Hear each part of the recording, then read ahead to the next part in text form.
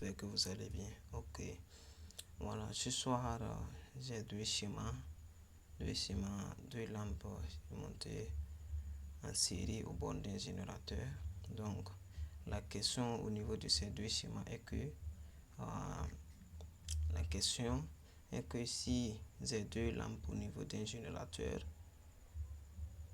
qui sont montées en série au bord d'un générateur, les deux lampes s'allument complètement. Et si je court-circuite l'une de ces lampes, et que va comporter l'autre lampe qui n'est pas court-circuitée. Donc, d'autres qui disent que au niveau de là où on a court-circuité, d'autres disent que les deux lampes vont s'allumer parce que si le courant quitte au niveau du générateur, arrivé ici, le courant va se diviser en deux.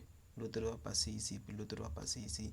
Donc c'est celui qui va passer ici là qui va s'allumer la lampe court-circuitée. Donc ils vont se rassembler ici encore pour s'allumer la lampe L2. Ok. Donc je vous explique. Ici, on a le premier schéma qui comporte un générateur avec deux lampes L1 et L2 montées en série au bord du générateur. Donc si j'ai un générateur, donc le générateur fournit le courant. Voici le courant. Le courant sort par la borne positive du générateur. Il rentre au niveau de la borne positive de la lampe L1. Il sort au niveau de la borne négative de la lampe L2. Et il rentre au niveau de la borne positive de la lampe L2. Il sort encore au niveau de la borne positive de la lampe L2. Et puis il ferme le circuit en rentrant au niveau de la borne négative du générateur. Ok.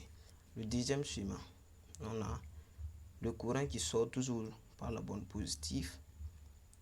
Arrivé ici, on dit que le courant aime le chemin le plus court.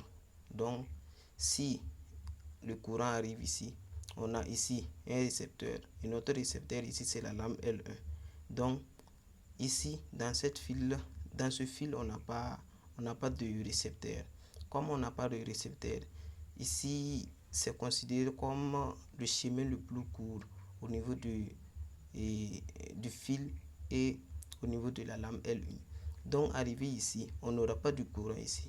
Donc, le courant va être tendance à passer au niveau du chemin le plus court. Donc, le courant va passer ici, et puis venir rejoindre cette branche pour allumer la lampe L2. Donc, et puis sortir par la borne négative de la lampe L2 et puis fermer le circuit pour entrer au niveau de la borne négative du générateur.